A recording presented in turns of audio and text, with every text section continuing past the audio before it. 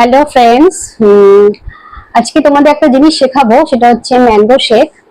আমার বাড়িতে গেস্ট এসেছিল, তাকে আমি এটা বানিয়ে খাইয়েছি এবং তার এত ভালো লেগেছে, সে আমার কাছে রেসিপিটা জিজ্ঞেস করেছে কি কেমন হবে। তাই ভাবলাম তাকে তো বলে দিয়েছি, তাই ভাবলাম ইউটিউব চ্যানেলে একটু বলি, তাহলে যদি সবাই সেটা করে তাহলে দারুণ টেস্টি। বাচ্চাদের তো ভীষণ ভালো লাগবে খেলে, বড়রাও খাবে, গরমে তো এগুলো খাওয়া উচিত। তাহলে ভাবলাম ইউটিউব চ্যানেলে একটু বলে দেখি। হ্যাঁ, তবে এটা বলছি। হ্যাঁ, আচ্ছা, প্রথমে ম্যাঙ্গোটাকে পিল করে নিয়ে ছাড়িয়ে নিয়ে পিস পিস করে কেটে গ্রাইন্ডারে দিয়ে ওটা গ্রাইন্ড করে নিতে হবে। গ্রাইন্ড করে দেওয়ার পর তারপরে আরেকটা পাত্রে টক দই নিয়ে, দুটো ম্যাঙ্গো হয় তাহলে 100 গ্রাম দইতে হয়ে যাবে। যদি 4টে ম্যাঙ্গো হয় তাহলে 200 গ্রাম টক দই। টক দইটাকে ভালো করে ঘেটে নিয়ে তার মধ্যে একটুখানি নুন, 2 চামচ চিনি দিয়ে ভালো করে সুন্দর করে ঘেটে ম্যাঙ্গোর সঙ্গে মিশিয়ে দিতে হবে।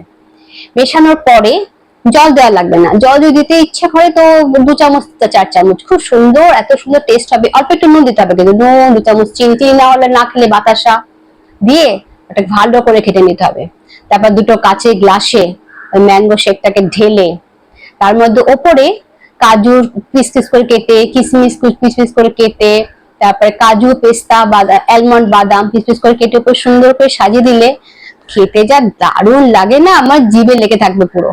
একবার করে দেখবেন, তোমরা করে দেখো, দারুণ খেতে লাগে। আমি খাইয়েছি, যতজনকে খাইয়েছি ততজনের প্রত্যেকের খুব ভালো লেগেছে। আমাকে জানতে চেয়েছে, আমি তাদেরকে বলেছি। সবাই দুধ দেয়, দুধ দিয়ে ম্যাঙ্গো শেক বানায়, আমি টক দই দিয়ে করেছি, আর টেস্টটা আরো সুন্দর হয়েছে।